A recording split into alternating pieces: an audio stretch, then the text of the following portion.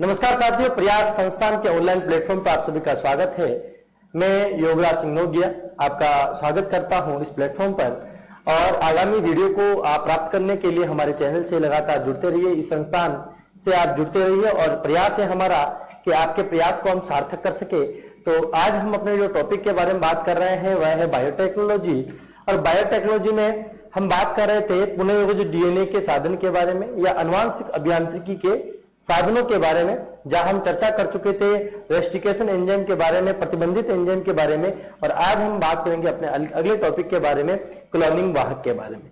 तो सीधा हम चलते हैं क्लोनिंग वाहक के बारे में कि जो दूसरा बिंदु है वो हमने कहा क्लोनिंग वाहक।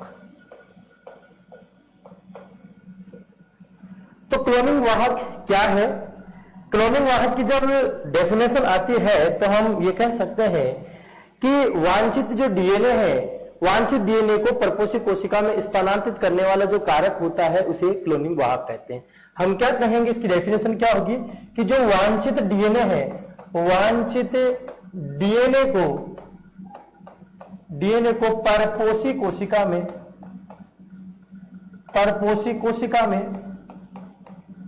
स्थानांतरित करने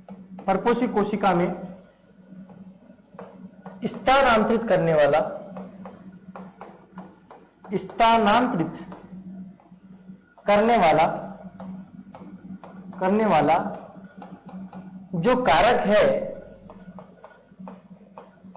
उसे हम क्या कहते हैं? क्लोनिंग वाहक कहते हैं।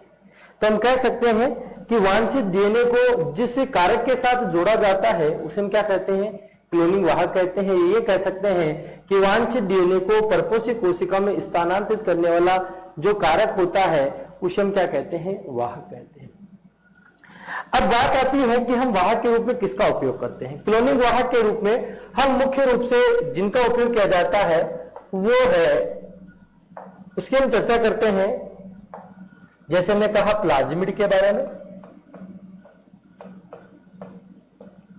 नंबर 2 जीवाणुभोजी के बारे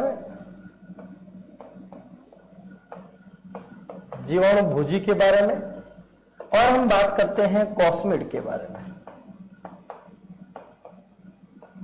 बारे में, इसके अलावा हम बात करते हैं बीएसी बैक्टीरियल आर्टिफिशियल क्रोमोसोम,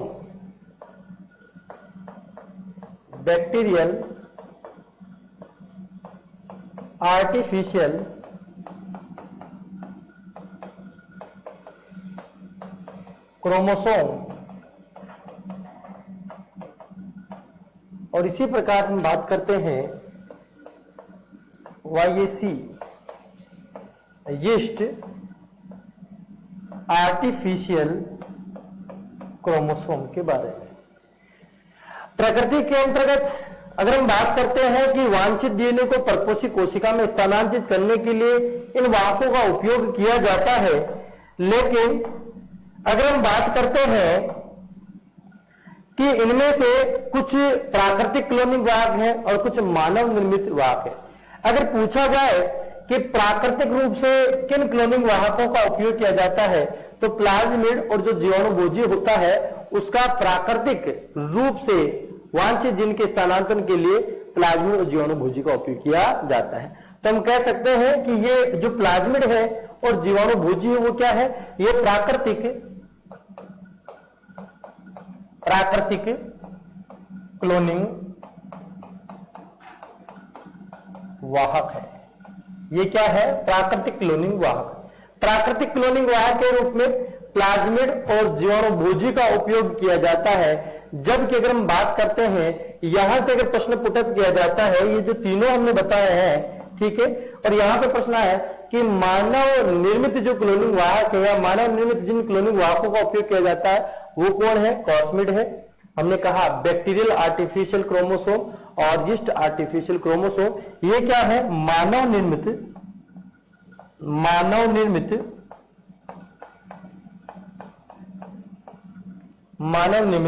क्या है? क्लोनिंग वाहक है। ये तो हम सभी जानते हैं कि इन सभी का उपयोग वांछित जीन के स्थानांतरण के लिए किया जाता है, लेकिन फिर भी प्लाज्मिड और जो जीवाणुभोजी होते हैं वह प्राकृतिक स्रोत से प्राप्त होते हैं और प्राकृतिक क्लोनिंग वाहक होते हैं, जबकि कॉस्मिड और बीएसी और वाईएसी जो होते हैं वह मानव के द्वारा निर्मित ऐसे वाहक होते हैं, जिनका मानव निर्मित वाहक होते हैं जिनके द्वारा वांछित जीन का स्थानांतरण किया जाता है। तो यह तो मानव निर्मित हो गए और ये क्या है, प्राकृतिक क्लोनिंग वाहक होते हैं। अब इसकी हम चर्चा करते हैं आगे कि जो ये वाहक होते हैं इनकी क्या क्या विशेषताएं होती है। तो जो वाहक होते हैं उनकी कुछ विशेषताएं होती है। विशेषताएं क्या विशेषताएं होती है? क्लोनिंग वाहक जो होता है साधारणतः जैसे हम बात करते हैं, पहले हमने बात की कि यह प्राकृतिक स्रोतों से भी प्राप्त होते हैं, प्राकृतिक एवं कृत्रिम रूप से प्राप्त, ठीक है, जिसमें हमने कहा कि प्लाज्मिड होता है और बैक्टीरियोफेज होता है जिसे जीवाणुभोजी कहते हैं, वो प्राकृतिक क्लोनिंग वाहक है, जबकि कृत्रिम रूप से हम कॉस्मिड का और वाईएसी और बीएसी का उपयोग करते हैं। इसी प्रकार जो प्लाज्मिड होता है या हमने बात की जो क्लोनिंग वाहक होता है उसमें आसानी से जो विजातीय डीएनए होता है उससे जुड़ जाना चाहिए। तो हम कह सकते हैं कि वांछित डीएनए का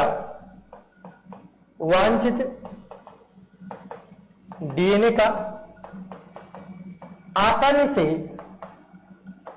से क्या होना चाहिए, उसमें निवेशन होना चाहिए, वह जुड़ जाना चाहिए एवं उसका क्या हो सकता है, आसानी से पृथक्करण भी आसानी से किया जा सके। इस प्रकार की विशेषता किसमें होनी चाहिए, एक वाहक में होनी चाहिए। इसके बाद हम बात करते हैं कि जो भी वाहक होता है, क्लोनिंग वाहक होता है, उसमें प्रतिबंधित स्थल पाए जाने चाहिए। उसमें क्या पाए जाते हैं, प्रतिबंधित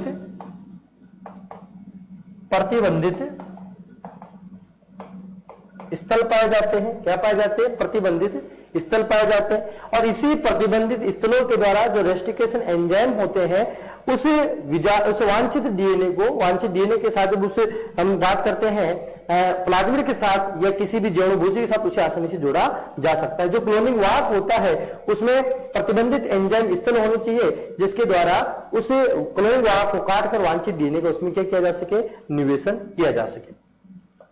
इसके अलावा जो प्लाज्मिड होता है या जीवाणुभोजी होता है या कॉस्मिड होता है, हम कहें क्लोनिंग जो वाहक होता है उसमें ओराई स्थल होना आवश्यक है। ओराई स्थल का मतलब है स्व प्रतिकृतियन की क्षमता, स्व प्रतिकृतियन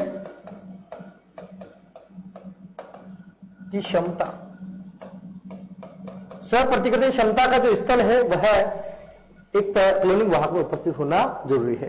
तो अब हम बात करते हैं, ये इनकी विशेषताओं के बारे में बात है, लेकिन जो क्लोनिंग वाहक होते हैं कौन कौन से होते हैं हम उनकी चर्चा करते हैं। देखिए, तो सबसे पहले अगर हम बात करते हैं क्लोनिंग वाहक कौन कौन से हैं, सबसे पहले जिस क्लोनिंग वाहक की हम चर्चा कर रहे हैं वो आपका क्या है, पहला जो है उसे हम कहते हैं प्लाज्मिड।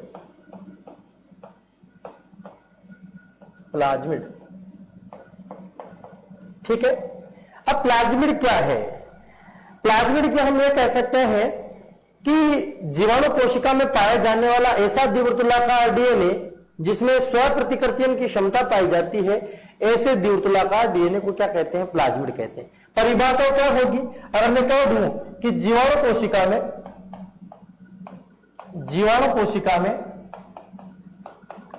में उपस्थित ऐसा द्विवर्तुलाकार डीएनए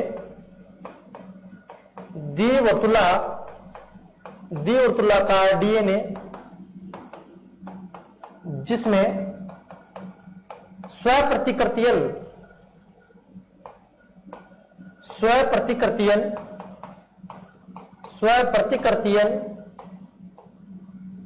की क्षमता पाई जाती है,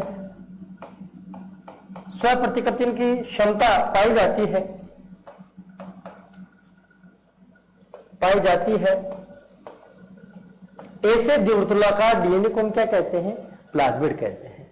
अगर हम बात करते हैं प्लाज्मिड की खोज के बारे में, तो जो प्लाज्मिड की जो खोज है वह 1952 में सबसे पहले एक है वैज्ञानिक जिसका नाम है लेडरबर्ग नामक वैज्ञानिक ने, इस लेडरबर्ग नामक वैज्ञानिक ने सबसे पहले क्या की, इस प्लाज्मिड की खोज की। ये प्लाज्मिड होते क्या है? अगर मैं कहूं कि जीवाणु कोशिका में गुणसूत्रीय पदार्थ के अतिरिक्त पाए जाने वाला जो द्विवर्तुलाकार डीएनए है उसे हम प्लाज्मिड कहते हैं। हम परिभाषा ये भी कह सकते हैं कि जीवाणु कोशिका में गुणसूत्रीय पदार्थ के अतिरिक्त पाए जाने वाले द्विवर्तुलाकार डीएनए को क्या कहते हैं? प्लाज्मिड कहते हैं। अब ये जो प्लाज्मिड होता है, अगर हमने कहा कि जो प्लाज्मिड है इसमें क्या क्या विशेषताएं पाई जाती है, जैसे हमने कहा कि जो ये प्लाज्मिड होता है इसकी विशेषताएं क्या है? इसकी विशेषताएं क्या है कि प्लाज्मिड होता है वह द्विवर्तुलाकार होता है। द्विवर्तुलाकार मैं कह सकता हूं क्या? द्विरज्जुकी, द्विवर्तुलाकार द्विरज्जुकी होता है। और इसके अतिरिक्त ये कैसा होता है? नग्न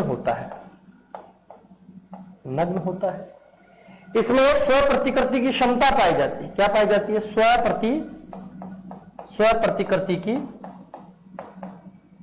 इसमें क्षमता पाई जाती है। ठीक, इसमें प्रतिबंधित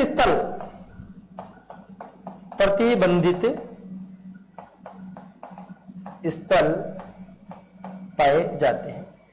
ये द्विवर्तुलाकार होता है, द्विरज्जुकी होता है। अगर मैं ये भी कह दूं द्विरज्जुकी होता है, द्विवर्तुलाकार। इसके अलावा हमने कहा, जैसे हम यहां पे कह सकते हैं वर्ताकार, द्विवर्तुलाकार कहती है द्विरज्जुकी के बारे में हमने कहा। तो इस प्रकार की जो विशेषता होती है वह प्लाज्मिड में पाई जाती है। तो यह बहुत अच्छा इसमें हम बात कर पाए। जैसे हम डायग्राम के माध्यम से इसे समझ सकते हैं कि इसकी स्ट्रक्चर किस प्रकार से होती है। आप देख पा रहे हैं यहां पर एक जीवाणु कोशिका है, और इस जीवाणु कोशिका के अंदर हम जैसे जान पा रहे हैं कि इस जीवाणु कोशिका में ये बैक्टीरियल डीएनए है। ये क्या है? Bacterial DNA. यह इस जीवाणु कोशिका का क्या है? गुणसूत्रीय पदार्थ है। ठीक है, लेकिन जीवाणु कोशिका में इस गुणसूत्रीय पदार्थ के अतिरिक्त भी क्या पाया जाता है? एक द्विवर्तुलाकार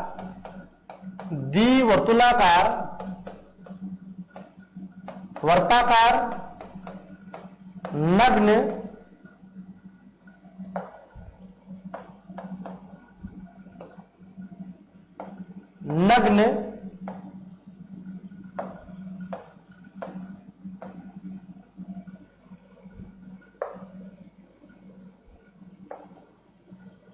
देखिए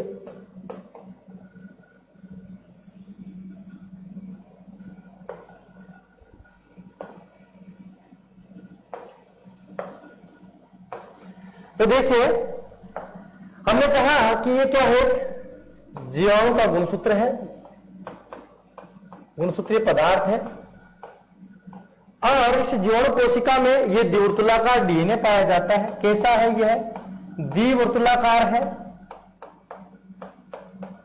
कैसा है? यह द्विरज्जुकी है। कैसा है? नग्न है। और इस प्लाज्मिड में स्वप्रतिकृति अपने समान स्वप्रतिकृति की क्षमता पाई जाती है। अपने समान वांछित डीएनए का इसमें जोड़ दिया जाता है, उसके समान नई प्रतियों के निर्माण करने की क्षमता पाई जाती है। तो इसकी परिभाषा हम कह सकते हैं कि जीवाणु कोशिका में, इस जीवाणु कोशिका में गुणसूत्रीय जो पदार्थ है उस गुणसूत्रीय पदार्थ के अतिरिक्त पाए जाने वाला ऐसा द्विवर्तुलाकार द्विरज्जुकी नग्न डीएनए जिसमें स्वप्रतिकृति की क्षमता पाई जाती है उसे हम क्या कहते हैं? प्लाज्मिड कहते हैं। तो ये जो प्लाज्मिड होता है, इस प्लाज्मिड के साथ में इस आनुवंशिक अभियांत्रिकी तकनीक के द्वारा वांछित डीएनए को डीएनए लाइगेज एंजाइम के द्वारा जोड़ दिया जाता है। वांछित डीएनए को इसके साथ में क्या कर दिया जाता है? जोड़ दिया जाता है। तो जब वांछित डीएनए को जोड़ दिया जाता है तो इसे जीवाणु कोशिका के अंदर जब इसको जो वांछित इसे पुनर्जीने को पुनः जब किसी जीवाणु कोशिका में स्थानांतरित किया जाता है तो इस वांछित डीएनए की कई प्रकार की प्रतिलिपियों का निर्माण इसमें हो जाता है। ठीक है, तो इसमें अगर हम बात कर सकते हैं कि ये जो बात है इस प्लाज्मिड की खोज के बारे में, इसकी जो खोज की थी सबसे पहले किसने बताई थी? लेडरबर्ग नामक वैज्ञानिक ने बताई थी।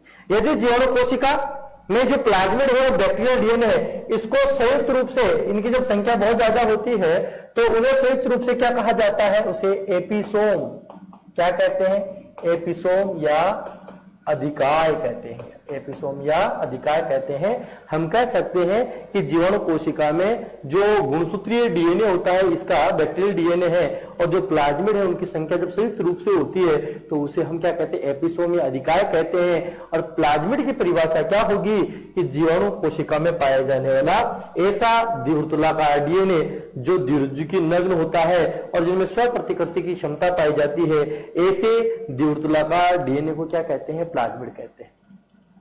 प्लाज्मिड जो होता है वो जीवाणु कोशिका में पाया जाता है और इस प्लाज्मिड में हमने कहा कि इसमें प्रतिबंधित एंजाइम स्थल, क्योंकि यह द्विवर्तुलाकार डीएनए है और इस द्विवर्तुलाकार डीएनए में यदि हमको वांछित डीएनए को जोड़ना है तो वांछित डीएनए को जोड़ने के लिए सबसे पहले इस प्लाज्मिड को रेस्टिकेशन एंजाइम के द्वारा काटकर अलग करना होगा और इस द्विवर्तुलाकार डीएनए को रेखीय बनाना पड़ेगा। और इस रेखीय डीएनए के साथ में डीएनए लाइगेज एंजाइम के द्वारा इस वांछित डीएनए खंड को फिर क्या कर दिया जाएगा? जोड़ दिया जाएगा। तो वांछित डीएनए और जो वाहक डीएनए है उसे डीएनए लाइगेज एंजाइम के द्वारा जोड़कर जो ये डीएनए बनाया जाएगा बाद में उसे हम पुनः युग्मज डीएनए कहेंगे। तो ये परिभाषा किसकी हुई? ये बात की हमने प्लाज्मिड के बारे में। तो ये जो चर्चा है प्लाज्मिड में हमने कहा लगभग 5 से 10 kb का जो डीएनए होता है उसे हम क्या कर सकते हैं? निवेशित कर सकते हैं। यहां पर अगर हम बात करें सर्वाधिक रूप से जिस डीएनए का उपयोग किया जाता है, यहां पर एक एग्जाम्पल पढ़ते हैं और हम यहां पे बात करते हैं पीबीआर 322 के बारे में। जहां पर हम जो है एक डीएनए के बारे में बात करते हैं कि जिसके बारे में चर्चा करते हैं हम पीबीआर 322 के बारे में कि पीबीआर 322 क्या है। तो देखिए यहां प्लाज्मिड की चर्चा हो रही है और यहां हम पीबीआर 322 के कहते हैं कि पीबीआर 322 क्या है? पीबीआर 322 जो प्लाज्मिड है, ये प्लाज्मिड है।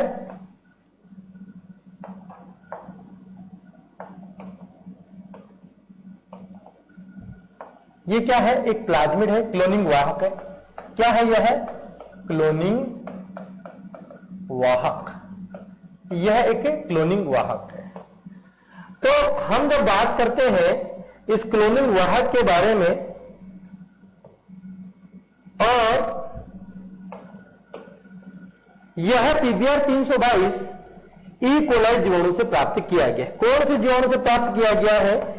ई कोलाई, जिसे इस्चरेशिया कोलाई कहते हैं। इसका उत्पादित स्रोत, ये स्रोत क्या है? किससे इसको प्राप्त किया गया है? इसको प्राप्त किया गया है इस्चरेशिया कोलाई, ई कोलाई जीवाणु से। किस जीवाणु से? ई कोलाई जीवाणु से इसे प्राप्त किया गया। किसको? पीबीआर 322 को। पीबीआर 322 नाम किसने दिया और ये कैसे पड़ा? पीबीआर 322 ने कहा इसकी जो खोज है या इसके बारे में सबसे पहले बताने का जो कार्य है वह है, जिसे इस नाम से पता चल रहा है, जिसमें इसका तात्पर्य जिसे हम पहले बता देते हैं। देखिए इस नाम का तात्पर्य क्या है, कैसे इसका नाम क्या? पी का मतलब होता है प्लाज्मिड। पी का मतलब क्या है? यहां पे प्लाज्मिड है, प्लाज्मिड। ठीक है, पी का मतलब प्लाज्मिड है और जो बी है, इस बी का मतलब है बोलीवर। क्या है? Bolivar, Bolivar. जबकि आर का मतलब है रोड्रिगन। आर का मतलब क्या है? रोड्रिगन। और 322 है, वह 322 क्या है? इसमें एक्सपेरिमेंट नंबर है ये क्या है? प्रायोगिक नंबर है। तो हमने कहा कि प्लाज्मी पीबीआर 322 इसे नाम क्यों दिया गया? हमने कहा जंतु कोशिका में जीन स्थानांतरण करने के लिए किस क्लोनिंग वाहक का सबसे अधिक उपयोग किया जाता है? किसका? पीबीआर 322 का। क्या कहा हमने? जंतु कोशिका में सर्वाधिक रूप से किस क्लोनिंग वाहक का उपयोग किया जाता है? किस क्लोनिंग वाहक का उपयोग करेंगे? तो सबसे ज्यादा अधिक मात्रा में किसका उपयोग है? पीबीआर 322।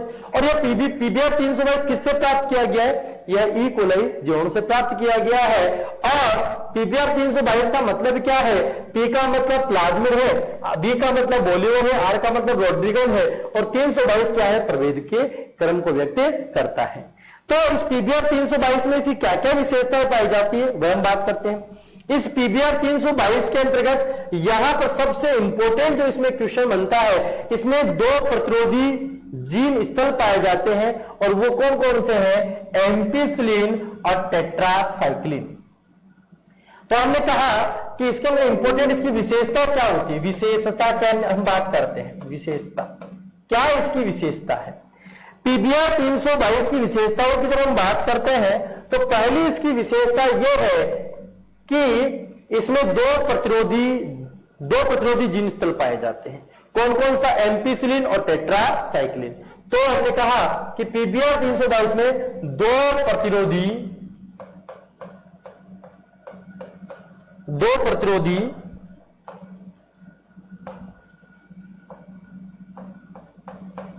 प्रतिरोधी जीन स्थल पाए जाते हैं। जीन स्थल बहुत अच्छा प्रश्न है। कौन कौन सा?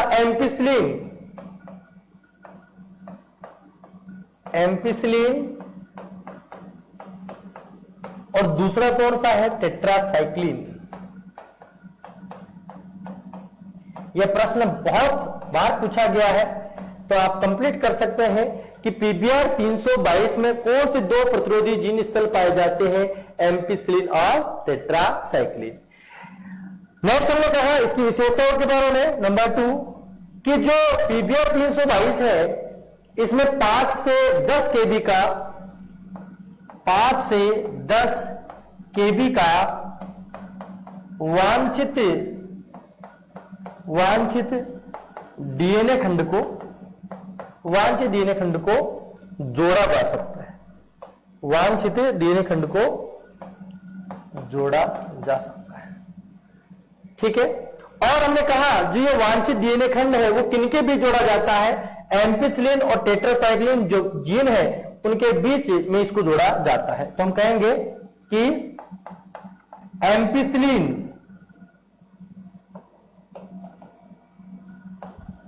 क्या कहेंगे हम? एम्पिसिलिन एवं टेट्रासाइक्लिन प्रतिरोधी जो जीन है के मध्य वांछित डीएनए को जोड़ा जाता है। इसके अतिरिक्त अगर हम बात करते हैं कि जो ये पीबीआर 322 है इसमें क्या पाए जाते हैं? रेस्टिकेशन एंजाइम स्थल पाए जाते हैं। आप देख पा रहे हैं जैसे इक्वार फर्स्ट, हिंड सेकेंड, इको आरवी, BMH1, SAL, ये प्रतिबंधित एंजाइम है। क्या है ये? ये क्या है? प्रतिबंधित एंजाइम है। ठीक है। इस प्रतिबंधित एंजाइम जो ये स्तन होते हैं यह भी पीबीआर 322 या प्लाज्मिड में होना आवश्यक है। और इन प्रतिबंधित एंजाइम स्तरों से प्रतिबंधित एंजाइम या रेस्टिकेशन एंजाइम के द्वारा इस पीबीआर 322 में से इसको काटा जाता है विभिन्न प्रतिबंधित एंजाइमों के द्वारा। पीबीआर 322 में 12 प्रतिबंधित एंजाइम स्थल पाए जाते हैं। 12 प्रतिबंधित एंजाइम स्थल पाए जाते हैं, जहां से इस जो क्लोनिंग वाहक है इसको काट कर इसके साथ में एम्पिसिलिन और टेट्रासाइक्लिन के बीच में वांछित डीएनए को जोड़ दिया जाता है। इसके अलावा इसके अंदर क्या पाया जाता है, ओराई स्थल पाया जाता है। ओराई स्थल इसके द्वारा जो वर्ण योग्य, हमने कहा जो ओराई स्थल होता है वहां स्व प्रतिकृतियन की क्षमता पाई जाती है। स्व प्रतिकृतियन, यहां से क्या होता है, उत्पन्न होता है, स्व प्रतिकृतियन की क्रिया प्रारंभ होती है और इसके अंतर्गत निश्चित स्थान होते हैं। इसके बाद पीबीआर 322 में किसी भी क्लोनिंग वाहक में क्या पाए जाते हैं, मार्कर जीन पाए जाते हैं। क्या पाए जाते हैं, मार्कर जीन पाए जाते हैं, जिसके द्वारा जिस वांछित डीएनए की हमें आवश्यकता है उसी का निर्माण होता है। वह मार्कर जीन भी पीबीआर 322 में या क्लोनिंग वाहक में पाए जाते हैं। तो ये बात हुई किसके बारे में, पीबीआर 322 के बारे में। पीबीआर 322 एक क्लोनिंग वाहक है, किससे प्राप्त किया जाता है, ई कोलाई जोन से प्राप्त किया जाता है। और पीबीआर 322 क्या है, पी का मतलब प्लाज्मिड, बी का मतलब बोलीवर, आर का मतलब रोडीगर और 322 प्रायोगिक क्या है, नंबर है। यह जंतु कोशिकाओं में जीन स्थानांतरण के लिए, वांछित जीन के स्थानांतरण के लिए उत्तम क्लोनिंग वाहक होता है। और पीबीआर 322 में 2 प्रतिरोधी जीन स्थल एम्पिसिलिन और टेट्रासाइक्लिन पाया जाता है। इस प्लाज्मिड में 5 से 10 केबी का वांछित डीएनए जोड़ा जा सकता है। एम्पिसिलिन और टेट्रासाइक्लिन के मध्य में वांछित डीएनए को निवेश किया जाता है। इसमें मार्कर जीन पाया जाता है, ओराई स्थल पाया जाता है और इसमें स्व प्रतिकृतियन की क्षमता पाई जाती है। सारी विशेषताएं किसमें, पीबीआर 322 में पाई जाती है। तो ये बात हुई किसके बारे में, पीबीआर 322 के बारे में। इसी प्रकार अगर हम बात करते हैं पीबीआर 322 के अतिरिक्त भी हम चर्चा कर सकते हैं, जैसे किसका उपयोग किया जाता है, टीआई प्लाज्मिड का उपयोग किया जाता है, उसकी भी हम चर्चा कर लेते हैं।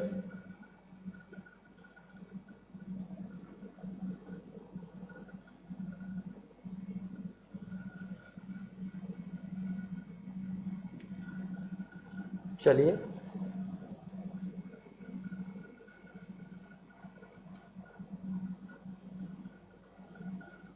ठीक है।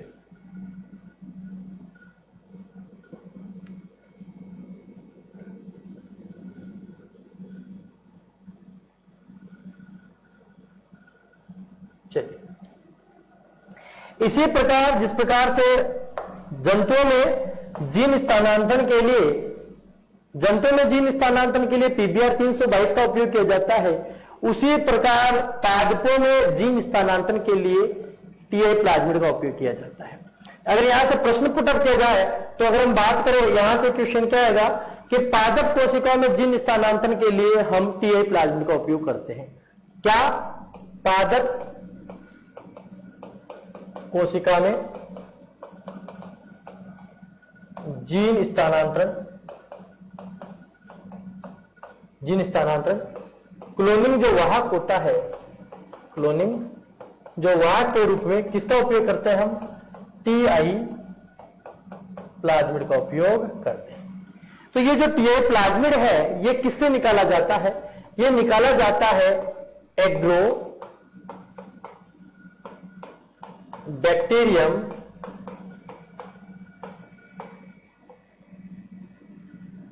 Agrobacterium tumefaciens.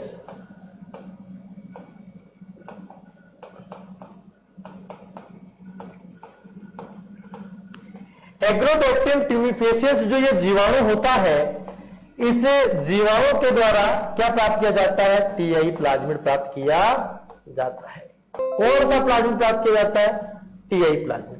और इसी प्रकार अगर हम बात करते हैं एग्रोबैक्टीरियम राइजोजीनस, एग्रोबैक्टीरियम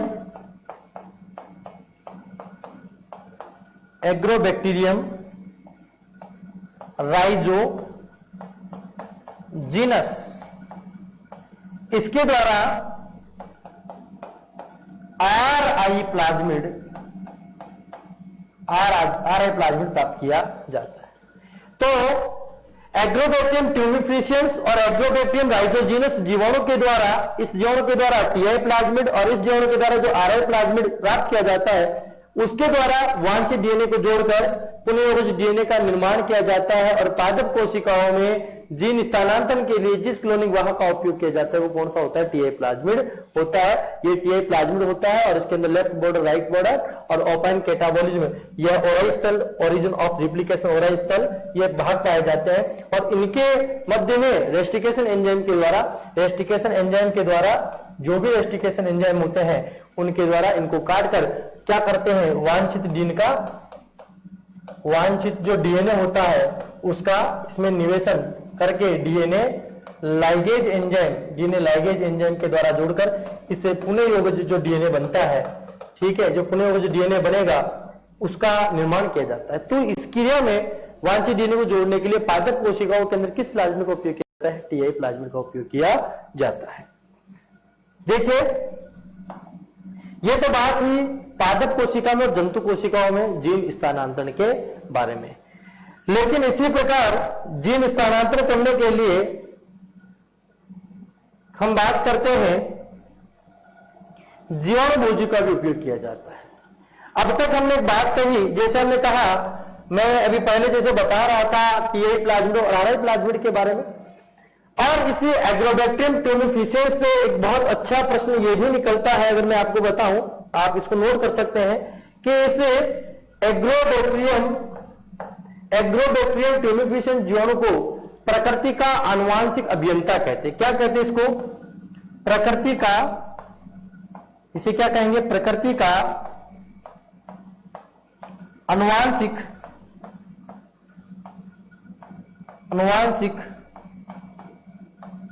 प्रकृति का आनुवांशिक अभियंता।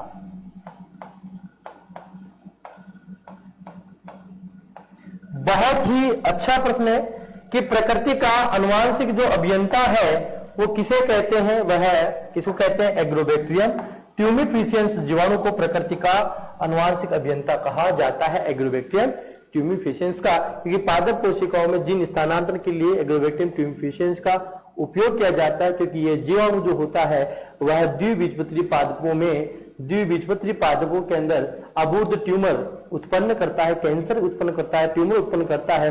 तो इस टीआई प्लाज्मिड को निष्क्रिय करके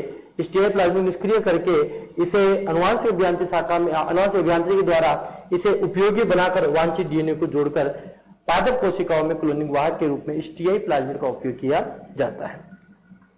लेकिन हमने बात की प्लाज्मिड के बारे में, PBR 322, TI plasmid, RI plasmid के बारे में। ये जो होते हैं ये क्या है? हम इसकी बात कर पाते हैं कि यह है प्राकृतिक रूप से पाए जाने वाले क्लोनिंग वाहक है। इसी के अंतर्गत हम और चर्चा करते हैं, जिनके अंतर्गत हमने कहा जीवाणु भोजी के बारे में। तो जो जीवाणु भोजी होता है, जीवाणु भोजी के बारे में चर्चा करते हैं।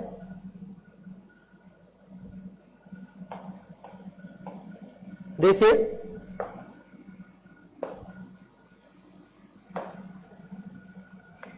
तो इनके बारे में जो हम चर्चा करते हैं,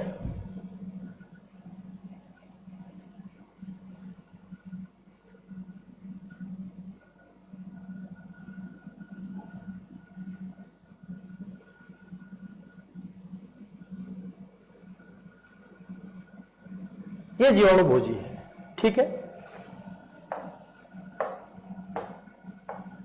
ये क्या कहलाएंगे? जीवाणु भोजी, जिसे हम क्या कहते हैं? बैक्टीरियोफेज।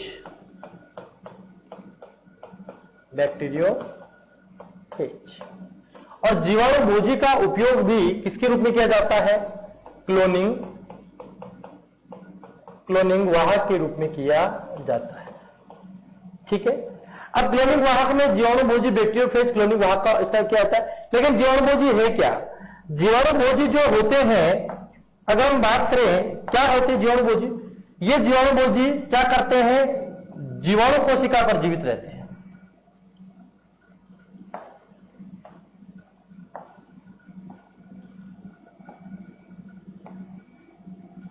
जैसे एक जीवाणु कोशिका है, और इस जीवाणु कोशिका से सबसे पहले तो ये जान लीजिए आप कि इसमें क्या क्या विशेषताएं पाई जाती है। जो जीवाणु भोजी होता है, इसके मुख्य रूप से ये वाला भाग होता है, इसे हम कहते हैं शीर्ष भाग। जीवाणुभोजी का ये भाग होता है शीर्ष भाग। इसकी परिभाषा क्या होती है वो भी हम बता देते हैं कि जीवाणु कोशिका से चिपककर अपने आनुवंशिक पदार्थ को जीवाणु कोशिका में स्थानांतरित करते हैं और अपने समान नए विभोजी कणों का जो निर्माण होता है वह इन जीवाणुओं के अंदर करते हैं। ऐसे विभोजी कणों को क्या कहते हैं? जीवाणुभोजी कहते हैं। परिभाषा क्या होगी कि ऐसे वायरस जो जीवाणु कोशिका भित्ति से चिपककर अपने आनुवंशिक पदार्थ को जीवाणु कोशिका में स्थानांतरित करते हैं और जीवाणु कोशिका भित्ति का लयन करके अपने समान नए विभोजी कणों का निर्माण इस जीवाणु कोशिका में करते हैं। इस प्रकार के इस वायरस को जीवाणुभोजी कहते हैं, बैक्टीरियोफेज कहते हैं। ये जो बैक्टीरियोफेज है इसका जो शीर्ष भाग होता है ये क्या है? ये प्रोटीन से बना होता है और इसे हम क्या कहते हैं? कैप्सिड कहते हैं। क्या कहते हैं? कैप्सिड। किससे बना होता है? ये प्रोटीन से निर्मित होता है। ये प्रोटीन से निर्मित होता है और इस कैप्सिड की जो इकाई होती है उसे हम क्या कहते हैं? कैप्सोमियर कहते हैं। ठीक है। इस शीर्ष भाग में इसका क्या पाया जाता है? आनुवंशिक पदार्थ पाया जाता है। क्या पाया जाता है? आनुवंशिक पदार्थ पाया जाता है और इसका आनुवंशिक पदार्थ कैसा होता है? यह रेखीय होता है। कैसा होता है? रेखीय होता है और द्विरज्जुकी होता है।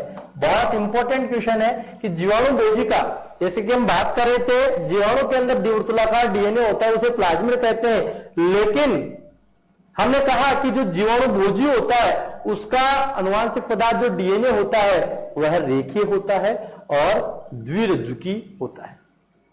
इसके अलावा यह वाला जो भाग होता है इसका पोलर कहलाता है और यह जो भाग है उसे हम कहते हैं पुच्छ भाग। पुच्छ यहां पर ये रेशे पाए जाते हैं। ठीक है।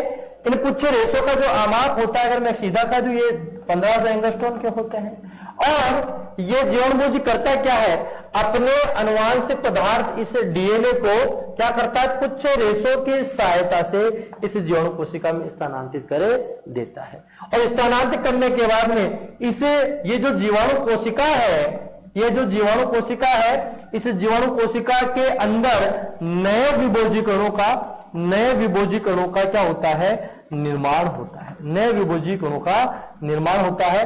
अर्थात इस जीवाणु कोशिका के भीतर क्या होता है? नए विभोजी कणों का स्थानांतरण हो जाता है। तो परिभाषा में हम क्या कहेंगे कि ऐसे वायरस, ये क्या है? यह विषाणु है। ये क्या है? विषाणु है, वायरस है। यह विषाणु वायरस है। ऐसे विषाणु या वायरस जो इस जीवाणु कोशिका की भित्ति से चिपककर अपने आनुवंशिक पदार्थ को इस जीवाणु कोशिका में स्थानांतरित करते हैं और नए विभोजी कणों का निर्माण करते हैं। इस प्रकार के वायरस को बैक्टीरियोफेज जीवाणुभोजी कहते हैं। और ये जो जीवाणुभोजी होता है इसका आनुवंशिक पदार्थ जो डीएनए है वह कैसा होता है? वह रेखीय होता है और द्विरज्जुकी होता है। इसी कारण क्लोनिंग वाहक में इस जीवाणुभोजी का उपयोग किया जाता है। ये जो जीवाणुभोजी होते हैं मुख्य रूप से ई कोलाई जीवाणु, किस पर? ई कोलाई जीवाणु के प्रपोषी होते हैं। ई कोलाई जीवाणु पर ही चिपकते हैं या उससे अपना पोषण प्राप्त करते हैं या अपने वांछित डीएनए को ई कोलाई जीवाणु में स्थानांतरित करते हैं। इसका मतलब यह है कि यह जो वायरस है वह ई कोलाई जीवाणु की कोशिका भित्ति चिपककर अपना जो गुणन है, अपनी जो संख्या है वह इस जीवाणु के भीतर करते हैं। इसी कारण एक प्रश्न आता है, जैसे गंगा नदी का जो जल होता है वह स्वच्छ रहता है क्योंकि जो बैक्टीरिया है उन बैक्टीरिया को नष्ट करने का कार्य बैक्टीरियोफेज या जीवाणुभोजी के द्वारा होता है। लेकिन हम तो यहाँ पे क्लोनिंग वाहक के बारे में बात कर रहे हैं और बात कर रहे हैं कि इस जीवाणुभोजी जो है, ये जो जीवाणुभोजी है बैक्टीरियोफेज है, इसे क्लोनिंग वाहक में उपयोग किया जाता है। क्यों उपयोग किया जाता है? क्योंकि इस जीवाणुभोजी का जो आनुवंशिक पदार्थ होता है, जो इसका डीएनए होता है वह कैसा होता है? रेखीय होता है एवं कैसा होता है? द्विरज्जुकी होता है। रेखीय होता है एवं द्विरज्जुकी होता है, जिसके साथ में वांछित डीएनए को आसानी से जोड़ा जा सकता है। इसके अलावा अगर हम बात करते हैं कि जीवाणुभोजी के द्वारा, जैसे कि प्लाज्मा में 5 से 10 kb का डीएनए खंड ही निवेशित अन्य कोशिका में करवाया जा सकता है, लेकिन जीवाणुभोजी के द्वारा 24 kb का जो डीएनए खंड है, डीएनए खंड डीएनए खंड को क्या कर सकते हैं, क्लोन कर सकते हैं, उसके साथ जोड़ सकते हैं। ठीक है, 24 केबी के डीएनए खंड को स्थानांतरित किया जा सकता है। इसके अलावा जो जीवाणु भोजी होता है वह ई कोलाई का मुख्य परपोषी होता है। इस ई कोलाई जीवाणु पर यह बैक्टीरिया पाया जाता है, इसलिए भी जीवाणु भोजी का उपयोग किया जाता है। और इसके अंतर्गत क्या करता है, क्या कर सकते हैं, जो वांछित डीएनए खंड होता है, वांछित डीएनए खंड, बड़े वांछित डीएनए खंड को हम जोड़ सकते हैं और उसे काटकर उसे छोटा भी कर सकते हैं। तो ये बात